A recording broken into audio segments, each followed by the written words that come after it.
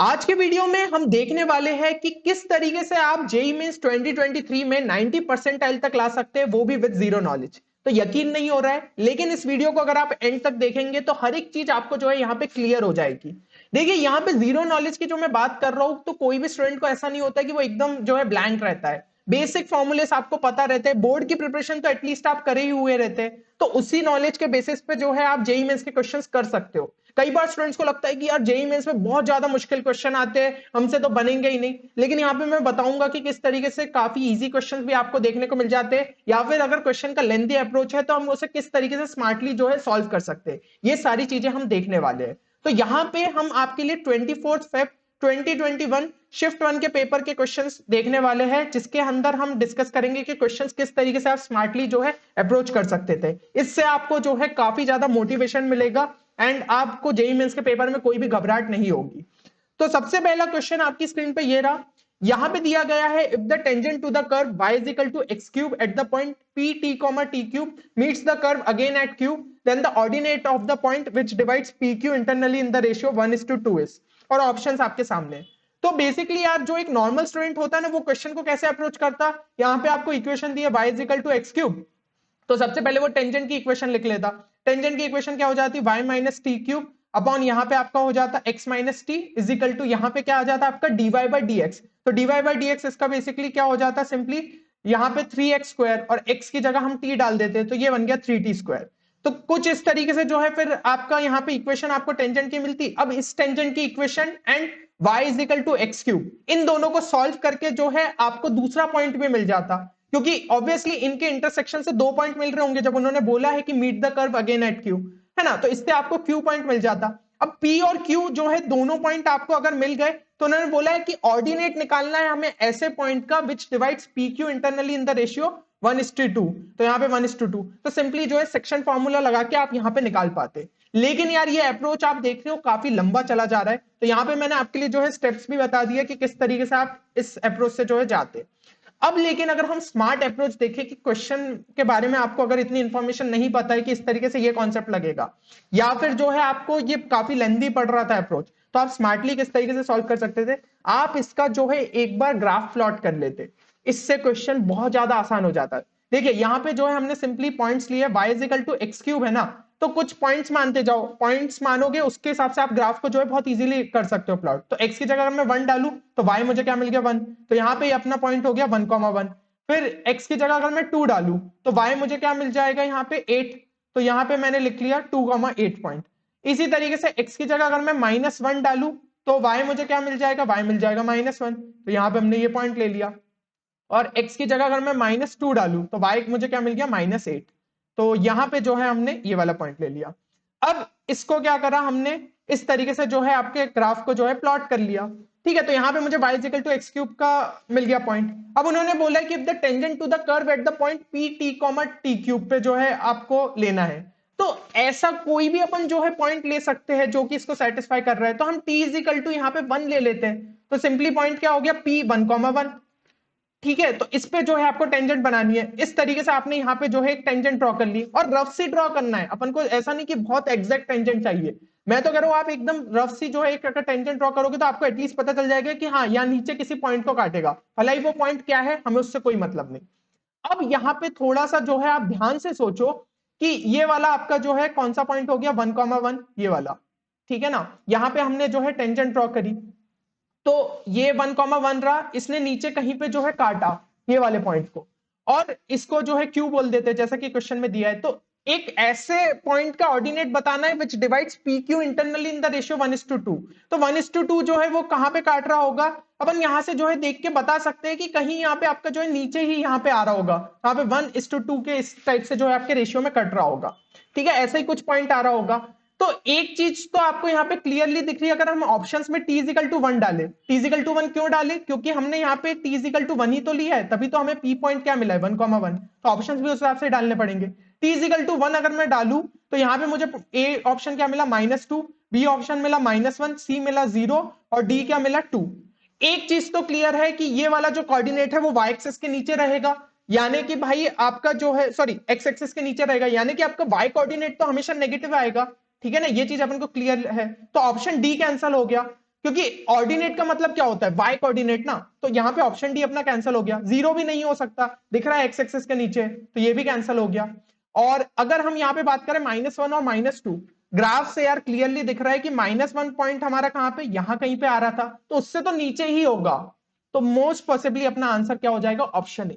इस तरीके से यार आप जो है क्वेश्चन को बहुत स्मार्टली कर सकते हो, सिंपल सा बस ग्राफ ड्रॉ करके, कोई स्टेप लिखने की जरूरत नहीं, कोई भी जो है आपको सॉल्व करने की जरूरत नहीं। तो ये तो कोई बेसिक सा भी जो है स्टूडेंट सॉल्व कर सकता था, अगर उसको जो है सिंपली ग्राफ उसने एक बार प्लॉट कर लिया तो यहां पे यार यही स्मार्टनेस आपको जेईई मेंस में आगे बढ़ाती है। चलिए अगला क्वेश्चन देखते हैं। तो इस क्वेश्चन में क्या पूछा गया है, area of the part of the circle x² + y² equal to 36 which is outside the parabola y² is equal to 9x। देखो सबसे पहली स्टेप तो यही रहेगी कि आप जो है दोनों को यहाँ पे प्लॉट करो, और फिर यहाँ पे आपको इंटीग्रेशन का यूज करना रहेगा, क्योंकि ये क्वेश्चन किसका हो गया, एरिया अंडर द कर्व का, और उसमें जो है हमें इंटीग्रेशन का यूज करना रहता है। तो कुछ इस तरीके से क्वेश्चन को आप सॉल्व करोगे। यहाँ पे आपने y² is equal to 9x कर लिया, ये आपका जो है यहाँ पे सर्कल आपने ड्रॉ कर लिया, और उन्होंने क्या बोला, area of the part of the circle which is outside the parabola. तो पैराबोला के आउटसाइड में जो है आपका कौन सा यहाँ पे हो गया, ये वाला पूरा पोर्शन हो गया, इसका एरिया अपन को निकालना था। तो कुछ इस तरीके से जो है आपने यहाँ पे इंटीग्रेशन के थ्रू सॉल्व किया। लेकिन अगर मैं बोलूं कि इस क्वेश्चन को अपन इंटीग्रेशन के बिना भी जो है स्मार्ट तरीके से सॉल्व कर सकते हैं, तो क्या आप यकीन मानेंगे, नहीं हो रहा है यकीन? चलिए तो डिस्कस करते हैं अपन उस तरीकों को। तो यहाँ पे जो है देखो, सबसे पहले मैंने वही चीज आपको कही, प्लॉट तो आपको करना ही पड़ेगा, प्लॉट आपने कर लिया, अब इंटीग्रेशन करने की जरूरत नहीं है। एक चीज ध्यान से सोचो, यहाँ पे जो आपका ये इंटरसेक्शन पॉइंट है दोनों का, ये निकाल सकते हो, कैसे निकाल सकते हो, तो यहाँ पे x² + y² इक्वल टू 36 है, और y² is equal to 9x है, तो ये उठा के अगर इसमें डाल दूं तो x² + 9x - 36 is equal to 0। ये चीज आपकी यहाँ पे जो है आ जाएगी, और इसको मैं लिख सकता हूँ x² + 12x - 3x - 36 equal to 0। यहाँ पे क्या मिला, x × x + 12 - 3 × x + 12 equal to 0। तो एक तो मिल गया अपन को पॉइंट, क्या मिल गया, x इज इक्वल टू 3। ठीक है, यहाँ पे जो है आपको पॉइंट मिल रहा है x इज इक्वल टू 3। तो यहाँ पे अगर हम x इज इक्वल टू 3 जो है इस इक्वेशन में डाले, तो यहाँ पे हमें y क्या मिल गया, ±3√3, यानी कि ये पॉइंट आपका क्या हो जाएगा, 3,3√3, और नीचे वाला हो जाएगा 3,-3√3, है ना। ये जो है आपको यहाँ पे 2 पॉइंट्स मिल गए। अब यहाँ पे यार थोड़ा सा अपन जो है ध्यान से ये चीज सोचो, ये वाला जो है अगर मैं लाइन ड्रॉ करूं OP, तो ये जो लाइन है ये आपकी एंगल क्या बना रही होगी, ये हम निकाल सकते हैं, बिल्कुल निकाल सकते हैं। ये आपका जो है tan theta is equal to यहाँ पे ये आपका क्या हो जाएगा, परपेंडिकुलर अपॉन बेस। तो परपेंडिकुलर यहाँ पे आपका कितना रहेगा, ये रहेगा 3√3 और ये 3, तो ये आ गया बेसिकली यहाँ से एंगल आपको कितना मिल जाएगा, tan थीटा आपका आ रहा है √3, यानी कि ये एंगल हो गया 60 डिग्री। ये चीज आपको क्लियरली समझ में आ रही होगी। अब ये एंगल जो है आपका यहाँ पे अगर 60 डिग्री हुआ, तो एक चीज करते हैं अपन, ये वाला जो है ये आपको यहाँ पे दिख रहा है सर्कल का सेक्टर, है ना, इसका एरिया निकाल सकते हैं। इसका एरिया जो है अगर अपन निकाल लेंगे, तो ये एक और सेक्टर यहाँ पे जो है सिमेट्रिकल बना है, इन दोनों का एरिया अपना निकल जाएगा। तो बेसिकली इन दोनों सेक्टर्स के जो है हम सिंपली एरिया निकालते हैं। तो ये आपका क्या हो जाएगा, अगर पूरे सर्कल का एरिया है πr², तो ये इसका कितना हो जाएगा, πr² डिवाइड बाय 6, क्योंकि एंगल कितना बना रहा है 60 डिग्री। अगर 360 का πr² है तो 60 डिग्री का कितना होगा आपका πr²/6। ये तो यूनिटरी मेथड है, बचपन से सीखते हुए आए, तो ये चीज हो गई। अब इसको इंटू 2 करना है, क्योंकि हमने 2 सेक्टर लिए, आप ये पर्पल वाले देख रहे हो, तो एरिया अपना कितना हो गया πr²/3। इसकी वैल्यू अगर हम निकाले, अब ये सर्कल का जो आपका रेडियस था वो कितना था, यहाँ पे 6 था, तो बेसिकली ये कितना हो गया 36 डिवाइडेड बाय 3, है ना। तो यहाँ पे आ गया आपका 12 पाई, ये कितना हो गया 12 पाई। अब इसको किसमें से अपन को सब्ट्रैक्ट करना है, ये पूरे सर्कल में से इसको सब्ट्रैक्ट कर लो, क्योंकि यहाँ पे आपने ध्यान से देखा होगा अपन को ये ब्लू वाले पोर्शन का जो है एरिया चाहिए था। ठीक है, तो मैंने क्या करा, इसमें पूरे सर्कल में से ये पर्पल वाले को सब्ट्रैक्ट कर दिया, तो अपन को कौन सा एरिया मिल जाएगा, अपन को ये वाले पोर्शन को अगर मैंने सब्ट्रैक्ट किया, तो यहाँ पे ये पूरा ब्लू वाला एरिया तो मिलेगा, साथ में साथ ये थोड़ा सा एक एक्स्ट्रा पोर्शन यहाँ पे और आ जाएंगे। ठीक है, तो इतना एरिया अपने को मिल जाएगा। तो यहाँ पे देखते हैं वो एरिया कितना हो गया, πr² में से इसको सब्ट्रैक्ट कर दो, तो r तो हमारा कितना था 6 है, तो 36 पाई माइनस 12 पाई कितना आ गया 24 पाई। 24 पाई आ रहा है अपना ये पूरा एरिया, जिसमें अपना ये रेड पोर्शन और एक्स्ट्रा है, बट अपन को तो सिर्फ ब्लू पोर्शन चाहिए, तो यानी कि अपना कुछ पार्ट एक्स्ट्रा आया है जो कि 24 पाई में से माइनस हो रहा होगा। ये चीज आपको क्लियर हो रही होगी। तो एक ही ऑप्शन है जिसमें 24 पाई माइनस 3√3 लिखा है, ध्यान से अगर देखो तो वही हमारा सही आंसर होगा ना, मतलब 24 पाई तो हमारा आंसर हो नहीं सकता है, उससे थोड़ा सा छोटा होगा, तो ऑप्शन ए कैंसिल हो जाता है। ऑप्शन यहाँ पे बी और सी भी जो है अपने कैंसिल हो जाएंगे क्योंकि ये काफी छोटे हो गए। अगर अपन इसके कंपैरिजन में देखें तो 24 पाई में से ही माइनस करना है कुछ, तो वो क्या रहेगा हमारा ऑप्शन डी। तो ये हो जाती है अपनी अप्रोक्सीमेशन टेक्निक। ठीक है, जब अपन एकदम अगर थोड़ा सा ऐसे कुछ टाइप का एरिया निकाल ले जिसके थ्रू अपन को जो एग्जैक्ट एरिया चाहिए तो उसके आसपास ही अगर वैल्यू निकल आए तो अपन फिर ऑप्शन एलिमिनेशन के थ्रू इस क्वेश्चन को सॉल्व कर सकते हैं। तो यहाँ पे यार आपका देख रहे हो इंटीग्रेशन बिल्कुल भी इन्वॉल्वमेंट नहीं रहा, सिंपली जो एरिया हमें पता है एरिया ऑफ सर्कल क्या होता है पाई आर स्क्वायर, एक सेक्टर की बात करें तो वो हम जो है थीटा के बेसिस पर निकाल सकते हैं, वो चीज हमने यहाँ पे जो है यूज करी।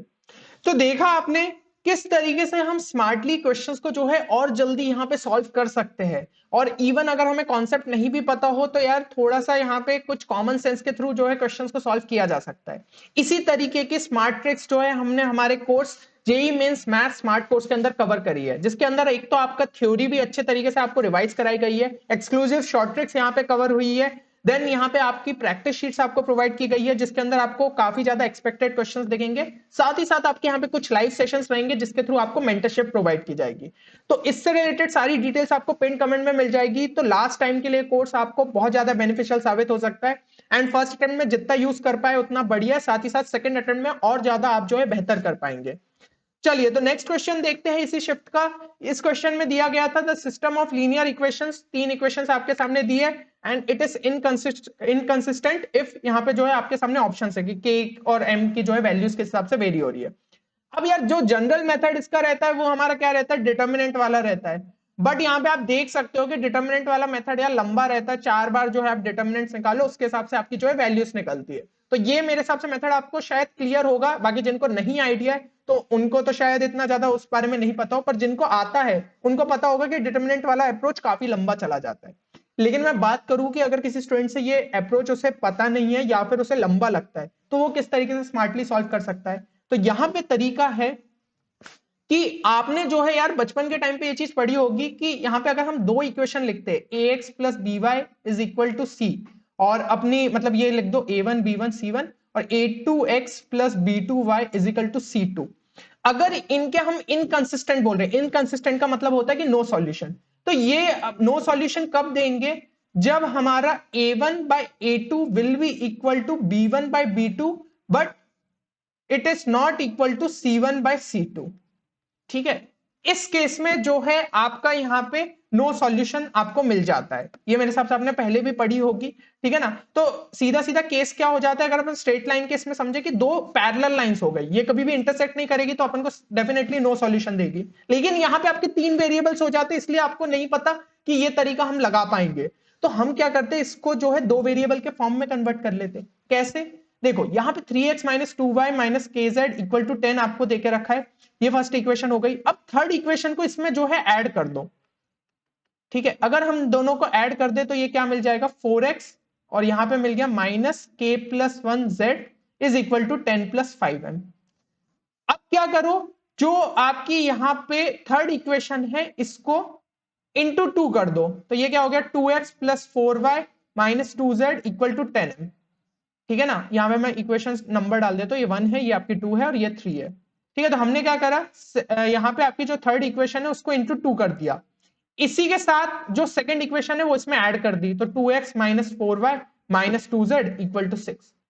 अब इन दोनों को ऐड कर दो तो ये क्या हो जाएगा आपका 4x और यहाँ पे क्या मिल जाएगा minus 4z is equal to 10m plus 6। तो खास बात ये देखो कि यहाँ पे हमने y को जो है सिंपली एलिमिनेट कर दिया है, तो ऐसे आप किसी भी एक वेरिएबल को यहाँ पे एलिमिनेट करके इस क्वेश्चन को जो है सॉल्व कर सकते थे। अब यहाँ पे आपके पास दो इक्वेशन दो वेरिएबल है तो यही चीज यूज कर लो कि नो सॉल्यूशन के लिए, तो हमने क्या करा a1 by a2 4/4 is equal to minus के plus 1 upon minus 4 is not equal to 10 plus 5m upon 10m plus 6।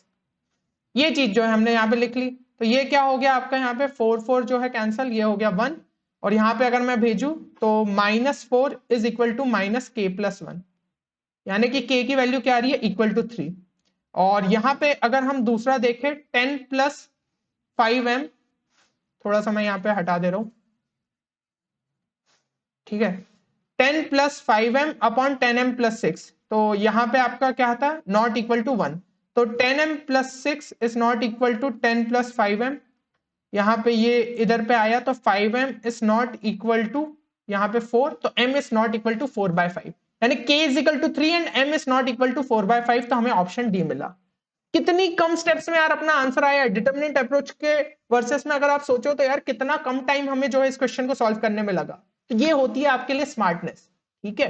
Next question अगर हम देखें तो यहाँ पे दिया गया है the locus of the mid point of the line segment joining the focus of the parabola y square equal to 4ax to a moving point of the parabola is another parabola whose directrix is. तो ये आपको जो है निकालनी है। तो ये locus वाले क्वेश्चन में यार नॉर्मली हम क्या करते हैं, वो मिड पॉइंट जो आपका उसका निकालना है जिसका लोकस, तो उसको h कॉमा k लेके जो है कंडीशंस के हिसाब से सॉल्व करके फाइनली h को जो है x से रिप्लेस करके k को y से रिप्लेस करके आंसर निकालते हैं। बट लोकस में थोड़ा सा जो है कभी कभी स्टेप्स ज्यादा लग जाती है। वैसे ये क्वेश्चन में देखे तो इतनी ज्यादा स्टेप्स नहीं थी, आप जो है थोड़ा अच्छे से सॉल्व करके इसका आंसर निकाल सकते थे। बट यहाँ पे मैं बताना चाहूंगा कि क्वेश्चन को आप जो है और जल्दी सॉल्व कर सकते थे, मतलब बस ऐसे ही यहाँ पे आपने थोड़ा सा कुछ लिखा और आंसर आपका निकल आता।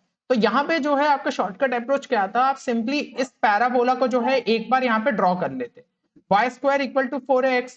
तो यहाँ पे जो है एक तो a के बारे में कोई कंडीशन नहीं बोली, तो हम सिंपली अपने कन्वीनियंस के a को जो है 1 मान लेते, तो Y square is equal to 4x का कर्व जो है कुछ इस तरीके से हमारा यहाँ पे बन जाएगा। अब Y square is equal to 4x की अगर मैं फोकस की बात करूं तो वो हमारा सिंपली क्या हो जाएगा, वो हो जाएगा अपना यहाँ पे 1,0, और उसके डायरेक्ट्रिक्स की अगर मैं बात करूं तो वो क्या हो जाएगी, x इजिकल टू -1। तो ये हो गई डायरेक्ट्रिक्स की इक्वेशन, ठीक है। अब यहाँ पे आप जो है देख सकते हो कि ये इसका फोकस कितना हो गया, 1,0। इन्होंने बोला है कि locus of the mid point of the line segment joining the focus of the parabola to a moving point on the parabola. तो मूविंग पॉइंट अगर हम कोई भी यहाँ पे ले, जैसे कि ये ले लिया, तो इसका मिड पॉइंट क्या हो जाएगा, ये हो जाएगा। ये पॉइंट भी जो है पैराबोला पे ही लाई कर रहा है, तो इसका मिड पॉइंट क्या हो जाएगा, ये हो जाएगा, ठीक है। तो क्लियरली जो है आपका कुछ इस तरीके से आपको पैराबोला बनते हुए दिखेगा। अब ये वाला जो है इसका यहाँ पे आपको वर्टेक्स दिख रहा है, वो कितना हो जाएगा यहाँ पे आपका 1/2,0। अब यहाँ पे इन्होंने बोला है बात डायरेक्ट्रिक्स की हो रही है, तो एक चीज यहाँ पे देखो कि क्या इसका जो है आपका यहाँ पे डायरेक्ट्रिक्स पूछी गई है, ये येलो वाला पैराबोला जो है ना उसकी। तो इसमें अगर हम ऑप्शंस में देखें x इजिकल टू a यानी कि x इजिकल टू 1, तो क्या इसका जो है डायरेक्ट्रिक्स x इजिकल टू 1 हो सकती है, x इजिकल टू 1 ये लाइन होगी, डायरेक्ट्रिक्स इसके आगे थोड़ी होगी, तो ये ऑप्शन अपने आप एलिमिनेट हो गया।